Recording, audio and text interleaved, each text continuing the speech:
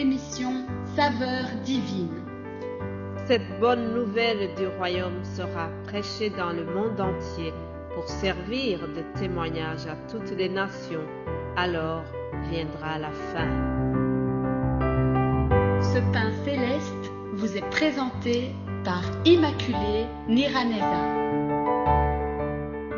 Bienvenue très chers amis, vous tous qui écoutez l'émission Saveurs divines. Quelle grande joie de pouvoir revenir partager avec vous la parole de Dieu. Je remercie Dieu qui m'a gardé durant la semaine écoulée. J'espère que vous avez été gardés aussi. Je prie que cette vidéo ou ce message audio vous trouve en bonne santé spirituelle et physique. Ensemble, continuons de remercier Dieu pour nous avoir gardés, pour nous avoir protégés, chers amis. La vie est un cadeau, le souffle de vie que nous avons chaque jour. Nous devons remercier Dieu pour cela. Dans le message d'aujourd'hui, nous allons voir un mot d'introduction pour la semaine, un mot pour nous encourager, un mot ou une parole pour nous booster. Alléluia.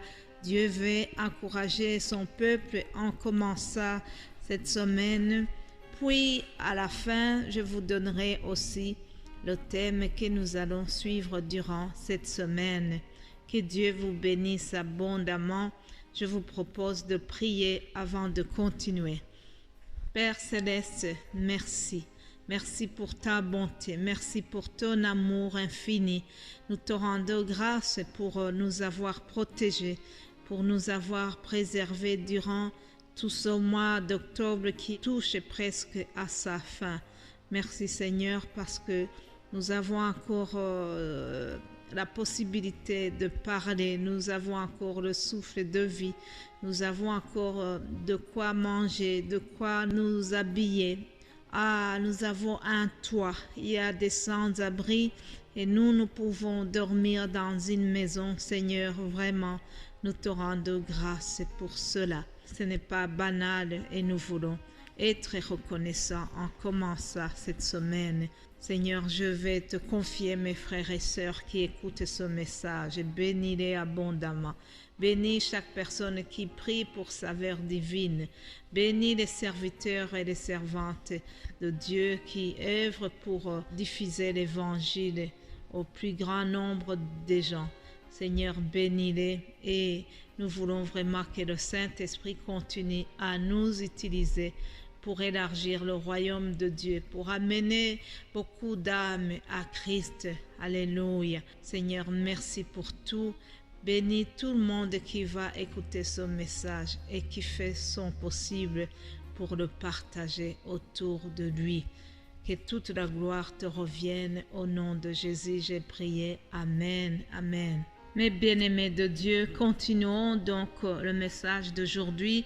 Je vous propose de lire dans Ésaïe 40. Et le titre de ce message, c'est « Dieu veut renouveler ta force ». Dieu renouvelle ta force ce matin. Lisons Ésaïe 40.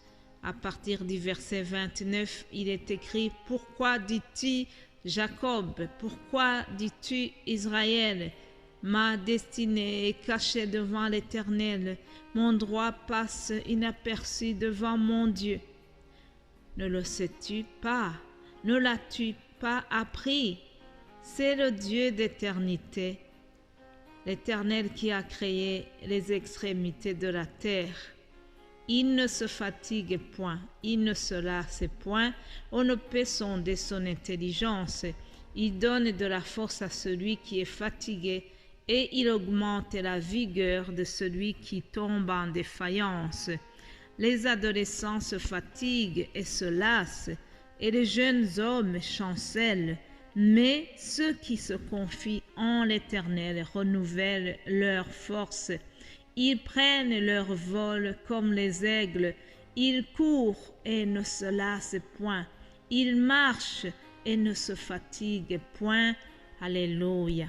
Chers amis, ce sont les paroles d'encouragement que l'Éternel a fait passer dans la bouche du prophète Ésaïe. Donc, Dieu voulait encourager son peuple. Aujourd'hui, Dieu veut aussi t'encourager au travers ce que je vais vous partager.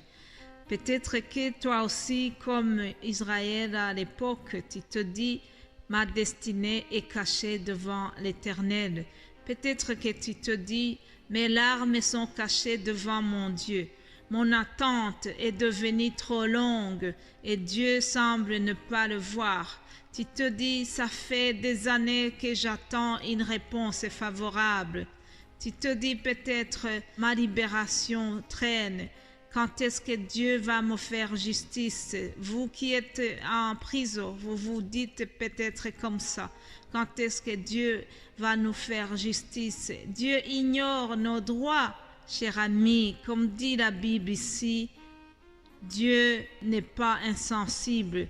Peut-être que le diable te murmure à l'oreille en disant « Mon droit passe inaperçu devant mon Dieu ». C'est faux. Dieu connaît tes droits. Dieu veut te faire justice. Dieu, c'est lui qui fait justice à la veuve et à l'orphelin. Dieu est le meilleur avocat que tu peux avoir et il va te défendre gratuitement. Alléluia. C'est le Dieu de l'éternité. C'est le Dieu qui est au-dessus de toutes les situations qui semblent impossibles.